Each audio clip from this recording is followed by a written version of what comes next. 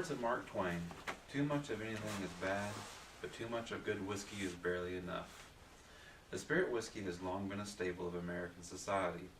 From the early days of the frontier, when it was used as currency, to the roaring 20s and Prohibition, to the re-emergence of classic whiskey cocktails today, thanks in part to Don Draper and his Mad Men. Whiskey is embedded deep into America's roots. A simple description of whiskey is it's a distilled alcohol made from mash and aged in a wooden barrel. However, that is an extremely simplified explanation of a spirit that dates back hundreds of years and spans worldwide in production. Indeed, whiskey has become a worldwide phenomenon. It is produced in a variety of forms, ranging from Scotch to bourbon to rye to Irish and many more. And it seems as if every country now has begun to produce their own brand of whiskey. Yamazaki's from Japan, Brunet comes from France. Both are excellent products. Did you know that whiskey amounts to 32% of all liquor consumed worldwide, and odds are you'll have the opportunity to try some at some point in your life. In a brief conversation with local whiskey expert Khalil Musa, he stated that whiskey comes from the old Latin phrase aqua vitae, which literally means water of life, and that whiskey originated from a very harsh old beer, which was then distilled and aged to create the beautiful spirit that we have today. Whiskey is a complex spirit that, to be understood, I'll need to touch on whiskey around the world, Scotch whiskey, and even further, highly styled Scotch whiskey. Here at home, most people are familiar with three whiskey staples: Jack Daniels, Jim Beam, and Crown Royal. Jack is a Tennessee-styled whiskey, which is ran through charcoal and filtered through wood. Jim Beam is a bourbon, which, to be classified as a bourbon, has to adhere to a long list of rules. While the previous two are American whiskey, Crown Royal is actually a Canadian-blended whiskey crafted in 1939 to commemorate King George and his visit to Canada. When talking about whiskey, it's almost impossible to talk about it without mentioning its famous grandfather, Scotch. The European grandfather of whiskey is Scotch. Scotch is a complex spirit that can only be made in Scotland. Anything else is just considered a whiskey, never a Scotch.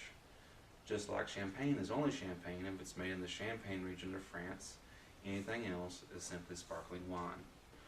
I have spent several years working with spirits and have developed a deep passion for the complexities of whiskey, Scotch in particular.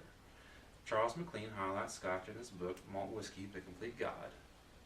In it, he describes four major types of Scotch: Highland, Lowland, Speyside, and Islay.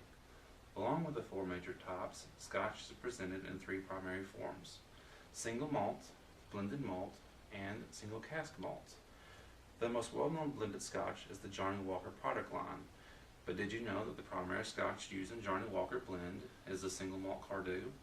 So next time you pick up that $250 bottle of Blue Label, know that the main ingredient in the blend is actually a $40 bottle of single malt. Other than geographical lines, Scotch is distinctly different than other types of whiskey. A great example is Glenmorangie.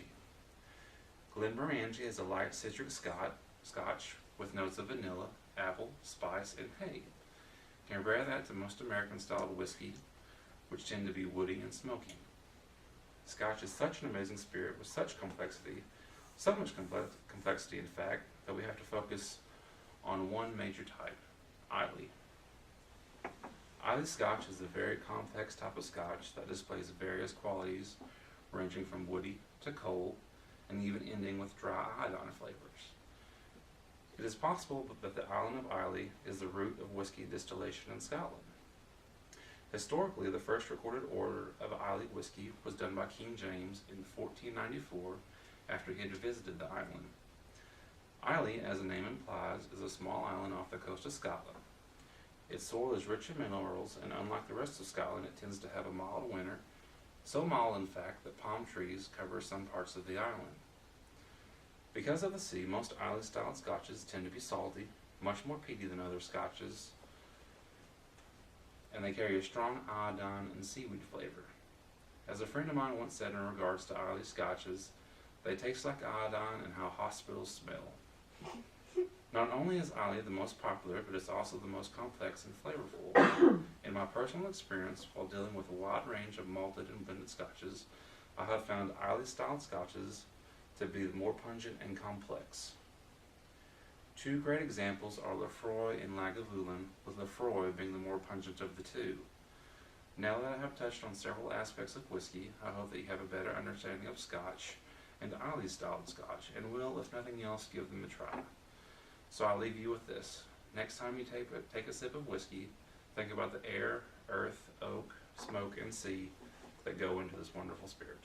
Thank you.